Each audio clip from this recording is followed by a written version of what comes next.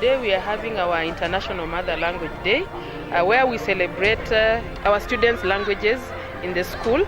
And basically we are trying to merge it with the UNESCO, and it's from there that we got this theme, Indigenous Languages Matter for Development, Peace Building and Reconciliation. Basically we want the students to, first of all, appreciate their own cultures, appreciate cultures of the other students and of course of their teachers, because the teachers' languages are also being celebrated.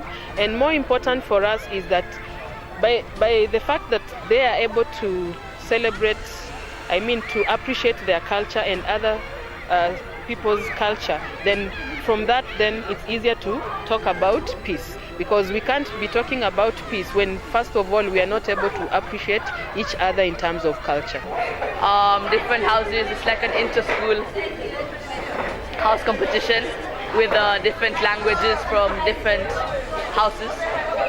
We have different cultures. We have the Kikuyu, we have the Bukusus, we have the Ruos. So we've divided them into different categories. They didn't choose, we actually allocated them so that they can experience other people's culture. Basically your house have 5 or more cultures to pick. And then there's a grade that gets to pick culture, then they have to present. I'm representing the Gabra culture. And they started migrating to Kenya, but we can find a population in Somalia. Most cultures have sashes, so including the Gabra, which I'm dressed up as, so I decided to dress up as this. Yes, we were supposed to have someone was supposed to get someone's their food and then cook it if they were able to, or at least get the ingredients. Traditions, clothing, food, and many more. Despite them having their own language which they know, they should also learn other languages, because they are going to meet other people out there globally, so they should be able to know languages from everywhere else. Though we're also focusing on the local languages, especially in Kenya. We'll be located at the field. There'll be many cultures, most of the cultures around the world, and then over there we'll have their foods, their art, their clothing, then the culture, what they do, the proverbs. Everything will be located in every tent of their own culture.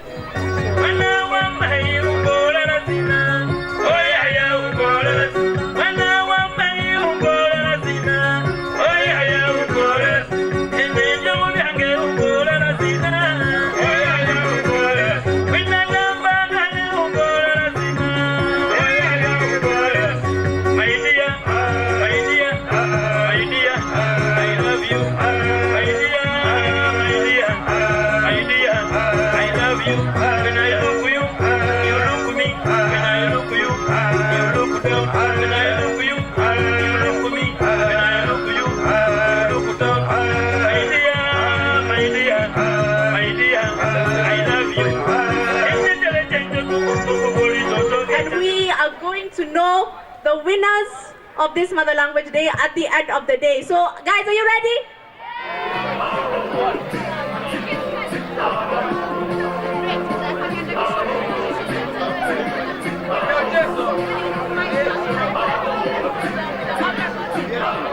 Well, okay, if there's something I must tell you about the Arabic alphabet, it's not A, B, C, D, they use sounds. The Arabian culture is very wealthy, so like they have plenty of gold, so they like to express that in the way they dress. This is the item used when belly dancing. They put it around the waist. As you know, most of these countries follow strict Islam laws, which emphasize that you should keep your whole body covered apart from your hands and face. Yeah, but there's a new swimming costume called a burkini, which is a burqa, but now like latex, so you should swim in it. Yeah, she's dressed as a Kalenjin. They're often confused with the Kikuyus because of how they dress, but they have some similarities. Like the Kikuyus, normally they wear they wear brown. Yeah, brown. But Kalenjins, they also have some similarities to the Maasai because they wear shuka, so it's like a smash between the two. Musik is goat milk or cow milk that's fermented in a gourd, a special calabash gourd. gourd that's called a sotet. The gourd is lined with, it's a special tree, and then while it's fermenting, when you drink it, it's like, in some sort of way, it's like maziwalala. The decorations from like necklaces, earrings, and headbands used in like dances and stuff. So the Luo tribe is the second largest ethnic tribe in Kenya, in Africa. And like the Luyas believe that they like migrated from Egypt, but the historians like say that the Luyas migrated from like the western part of Africa. And they also celebrate like circumcision of a boy, the rite of passage, and then they also celebrate the birth of a child in the community. Lunch and dinner, usually the most basic food is ugali, chicken and soup, but then some of the traditional ones are boiled beans and sweet potatoes, as you can see. The last myth we have is how the earth was created, the belief that we're created everyone, like the first man. Yeah. And they use the turban kind of to protect them from the heat and to give them like good air circulation around them. And they also use the sticks to hide their camels and their goats.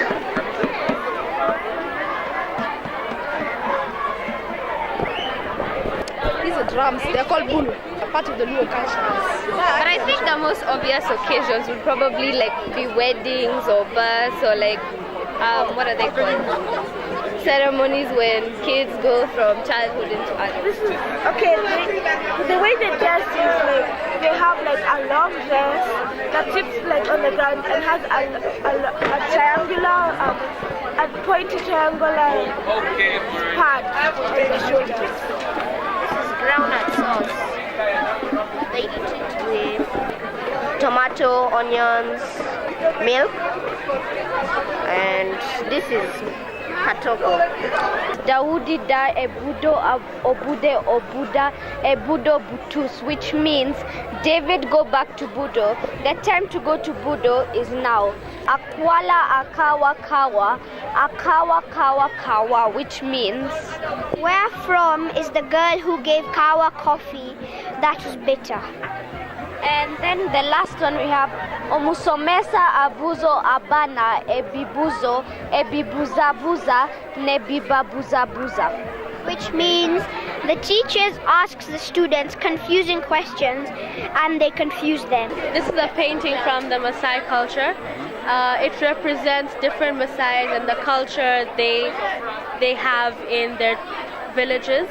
There are different colors. Red represents danger, white represents peace, and the rest of the colors represent happiness and joy. Meat, so they boil meat and they eat that. Sometimes, like nowadays, the Maasais eat like ugali and sukuma, but like the olden times, they used to like kill cows and they'll boil the meat and they drink the cow's blood, and they also drink fresh milk from the cows. It's called the gourd, and it is used to store like milk or water or blood when they're like harvesting all the blood and the milk and all that. When they have ceremonies, they use this mask and they dance around with it. These are Maasai jewelry. They're usually worn mostly by the women, but sometimes men wear them. They're made by beads. Yeah, it's a culture that they have gotten later on. Yeah, those are necklaces. They're worn by the women mostly, and men.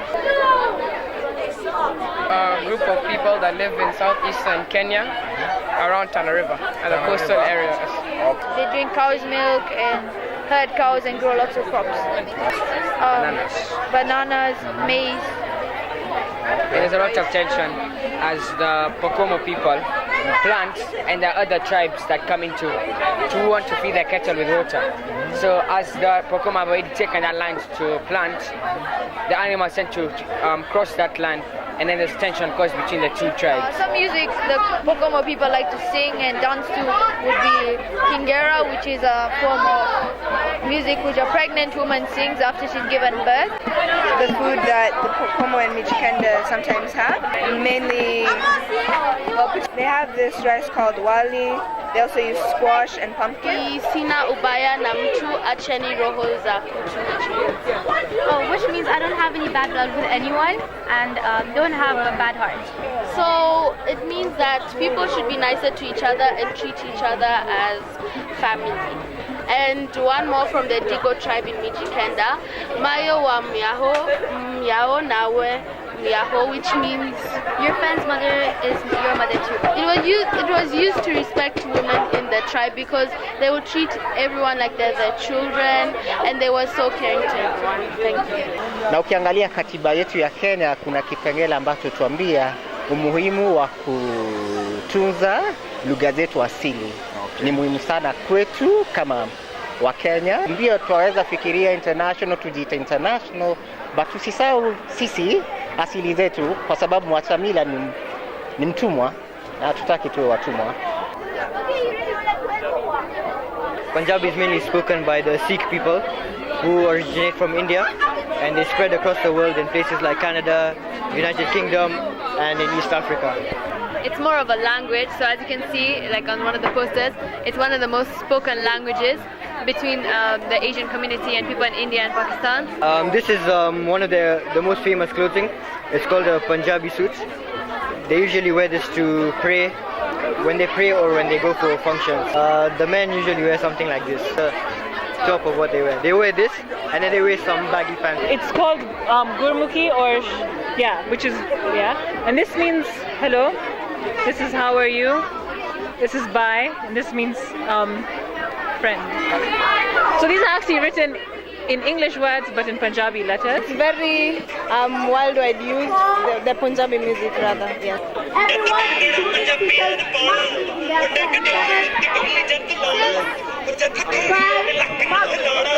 What I have here is Kangan.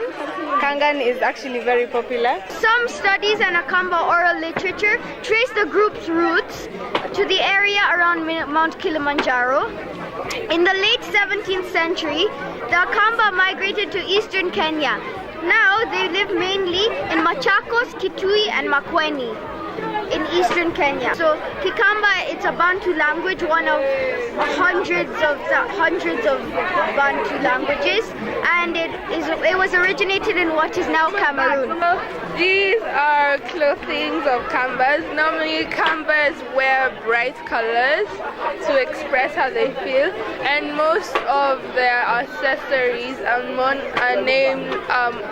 normally beadwork or coral shells. These are modokoi, which is normally like this. It's dried maize with beans, and when you cook it, it turns into that. This is zenga. It is thoroughly crushed maize like this, and then you boil it in water with a bit of salt. Then once most of the water is gone, you cook it and it turns out into this. From South India, it's in a place, especially most Malayalams are from Kerala. Their traditional clothes are more plain. It's not as much jewelry, it's more plain. Okay. During Malayalam, like when they have events, they would have a platter like this. Containing these different foods, Olan, Aviali, Puji, Inji, which are like their different cultural foods. We have their forms of entertainment. So they're well known for their movies. So here we have their different movies that they've made. Also, they're known for their festivals, their music and dancing festivals. So we have a few pictures of that. Croissants are very popular in France. Many people eat them throughout the day because they're a snack, and they have varieties of flavors such as chocolate, strawberry, pistachios, caramel, and many more. They're made by flour, butter, eggs, and syrup, chocolate, sugar, salt, and these are called cash. So inside there is cheese, salt, pepper, and spinach, and outside the top is Parmesan, and cheese and salt and stuff like that, and it's baked. So they're not chips, they're fries. They're called fries, yeah? French fries. So they're originally made in French, and now it's an international food around the world. We call those bag of crisps, yeah? Over there, they call them chips. And we call chips these. But over there, they call chips French fries. They're called macaroons. So like they're like cookies outside with like a cream inside. So like they're very sweet, they're like a treat. So like after you like have your meal or something, you can like have a macaroon or something like that. And they're very sweet and they're tasty. And they can break easily. Yeah. They can break easily. Yeah, they have like they have a very like light They have cream filling. We have a different type of traditional food. So the first one I'm going to talk about is nyenyi. Which is nyenyi, yeah. It's very simple to make. It's just maize, beans, bananas, and greens, yeah. So it's like a sweeter version of githeri almost, yeah. And then next they move on to exactly what is githeri. They call it kithere. So it's kithere, yes, exactly. So it's basically just githeri, but over time, yeah, as people nowadays, people don't make it with just maize and beans alone. They usually add things like bananas or like greens to it, and we actually have a sample here. So musoi over here is just arrowroot and potatoes, right? It's just a mix of all three, and bananas, of course, right? And it's quite a delicious dish. It has a lot of spices in it. It's basically just a lot of starch, and it's quite healthy. So like there are like over 22 languages that are spoken in Hindi, but English and Hindi are like the main ones.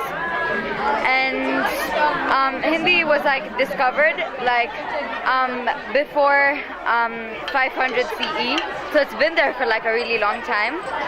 This is called dokra, and it's prepared, so it's like prepared with a type of batter, and then once it's cooked, they're like covered in spices and like, yeah. Okay, and then this is mutton curry. So like the mutton curry would be eaten like mostly with the naan, and yeah, that's like much for the food. And then we have like different vegetables, like we have turmeric, garlic, ginger. So these are like main foods that you would like put into like main like flavors. Typical jewelry that like most Indian women would wear like on a daily basis. Like you don't have to be going out to a function or anything. So these are like the typical jewelry that they would wear. So these clothes are, as you can see, like they have lots of shiny stuff on them. So this just helps to like take you back like into the Indian culture. If it's something long, like reaching your knees, something like this, it's called a kurta. And if it's something like that, that's kind of short, the kurti. Yeah. And this is for ladies. The skirt is called a lenga. These books are like mostly like to do with the Indian culture. So like this one is specifically like a story on a specific lord. This is the Veda, so it like has scriptures like wise sayings and things like that. And this is a book about our Lord Krishna. And so it has like all what he's been through and stuff like that. There's Gujarati people and they speak the language of Gujarati. So hello means kemcho, how are you means tame saru che, and there's more translations over here as you can see. So these are family members. Bap means father, Bai means brother, and Ben means sister. So Gujarati jewelry is very pretty and very elaborate. Yes. This is meenakari, and meenakari is basically using gold-layered foil and colorful beads. The meenakari jewelry is very colorful. It has a lot of. This is patchikam, and patchikam it originates from the word Pachchigar, which means goldsmith. That's why this has a lot of gold. And Pachchika mostly uses rings and necklaces, but here is a pair of earrings. And this is a bindi. And previously it was worn by married women in traditional India, but it's become like a fashion trend. That's why I can wear it and it doesn't show that I'm married. Indian dance called dandiya, and it's usually played with sticks, such as like this, which sometimes make noise when you hit them together.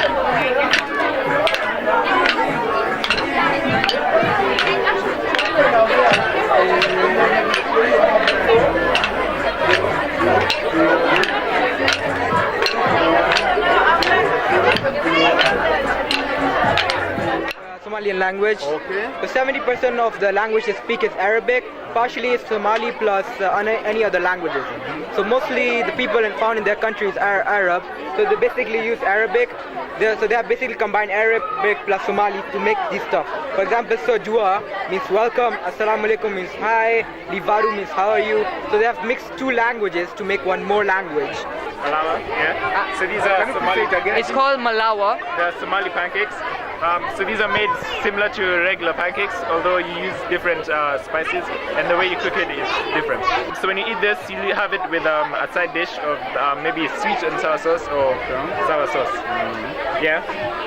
So over here we have some myths and legends in the Somali culture. So over here we have some kings and queens. So here we have the queen. She was known for her speed. She's said to be the fastest one. And the king, who was known for his will and his skill in battle. So some of the occasions they celebrate is Eid al-Fitr, which is a Muslim celebration, then there's Eid al-Adha. So the celebration also depends on their jewelry, the way they wear things. They usually wear kanzus, like the one which I'm wearing right now. It's a kanzu. It's a kanzu. I'm just wearing a jacket. It's basically a kanzu. So they wear kanzus on celebrations such as Eid al-Fitr. They wear bright jewelries. Well, when they're going to a wedding, they wear shiny jewelries, just as like normal people. They express themselves using colors and different kind of jewelries. Hello, it's Assalamu alaikum, and you can reply by alaikum salam. And also, you can the words. There are some words. One word is chinta, which means worry. Another word is prem, which means love, and another word is sundar, which means beautiful. As French, it's located in France. Urdu doesn't have a specific place. Urdu can be spoken of anywhere in the world. Over 100 million people. Kikuyus, like the Bantus, are believed to have come from West Africa. When they came from West Africa, they settled along Mount Kenya, where they intermarried and had trade connections with the Maasai. So when the British came and they were colonizing Kenya, they took over some of the Kikuyus' land, which they used for farming because of the fertile volcanic land. And because of them taking their land, they were left with little bits of land. And since then, they have resettled in towns and other central highlands. So Gikuyu, Ngai or God, in their perspective, saw that Gikuyu was lonely and gave him a wife who was Mumbi. And then one day, when the daughters were yearning for a husband, they asked their mother where they got her husband. So when the husbands appeared, they each picked a husband of their own according to their heights. So on top of like the sheets, the brown sheets or the white sheets that we wear made out of leather, we wear the belt around our waist to like pull everything together. Like that's our style. It was made a long time ago. The sea corals are straight from the sea. Yeah, so they put this and make a necklace like this.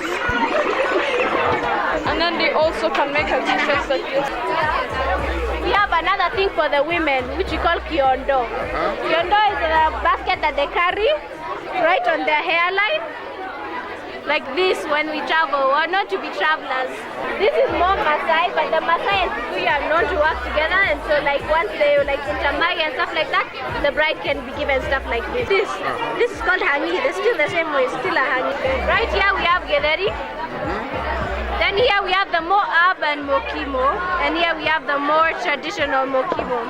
So in this mokimo, we basically have what you can find in the city. So you have your peas, you have your potatoes, you have a little of banana, and you have some carrots, and a few spices, and your onions. This one has been like fried to cater to the more urban people. Then this one you have the more traditional mokimo, which has the pumpkin leaves, the stinging nettle, which we Kikuyus call thafai. So we have the thafai in it, we have the maize in it, we have the marigo, which is the bananas, the plantain, and we have our waru, our potatoes, and of course we cannot forget our jahe. Yes, which is a very big ingredient in all Kikuyu delicacy. We have our calabash, which after weddings and big celebrations, the men fill up with moratina, which is our traditional brew. It's a wine or a beer that's based, it's an alcoholic drink that's based on honey. So it's very sweet and has like a little kick to it because of the alcohol. And they finish it and they wake up the next morning hungry and ready to eat some nyama.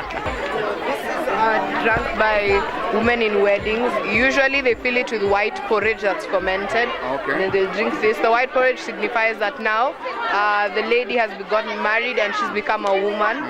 And she's ready to now have children with that man. It would be fair to start by saying wakire, which is good morning in Kisi, and nagaki is saying hello in Kisi.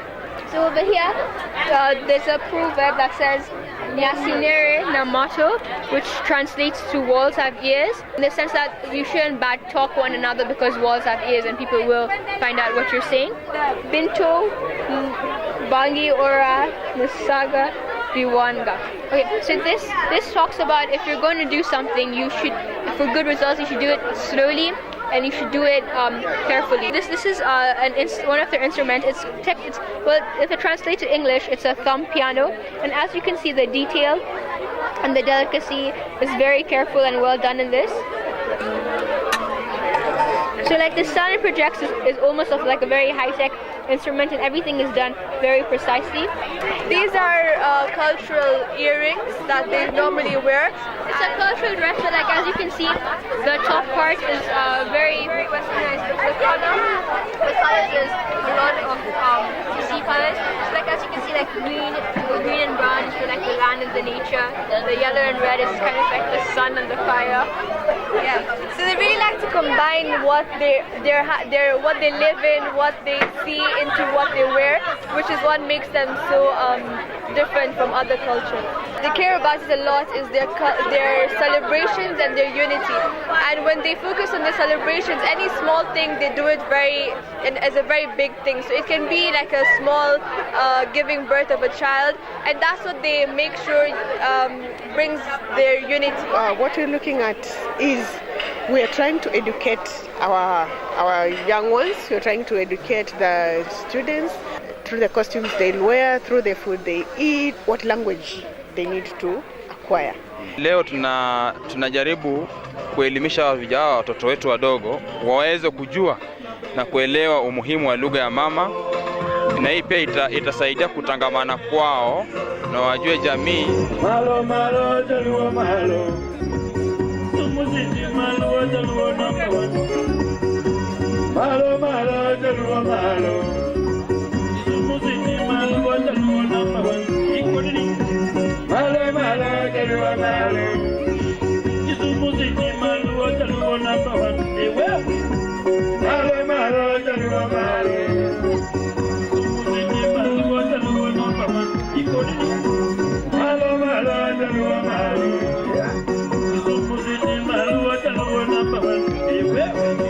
This is International Mother Language Day, and I would encourage everybody, as you get ready with your presentations, I'd like all of us to really work on, much more than showing the culture. And at this point, I need to mention one name here of a student who really tried that in her group. Her name is Seya, very, very impressive with the language, the Luganda group from Ndovu. Well done. So I want to say, thank you. I really enjoyed your preparation. You guys took time to prepare. Malayalam, I really enjoyed Malayalam. Thank you so much. That was super duper. I enjoyed Punjabi very, very, very much. So the French were off the hook. Very well done. I loved the Urdu. That was really special for me. On this side, I enjoyed the Borana very much. The choice of language for all of us were fantastic. The fact that most teams were having quite a number of languages in the teams. I will request maybe during the other year that we try as much as possible to master the language itself. If you're speaking about a specific language, you need to know even greetings and a few basic words in it. I think there was also, as my colleague has mentioned, there was a more concentration on culture than language itself, though language and culture actually speak to each other, so we need to understand that. Mimi nakizungumza Kiswahili, j'appelle français, હું ગુજરાતી બોલું છું, मैं हिंदी जानती हूँ, no maluya. So if I can do it, so can you. Like we all feel very much as a group of judges that today there are no losers.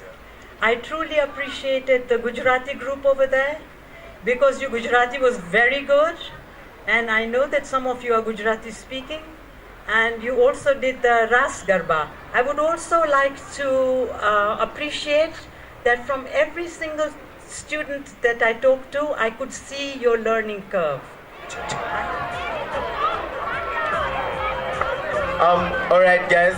I'd like to invite Miss Kashangaki to give a gift to the judges, to our beautiful judges, a token of appreciation.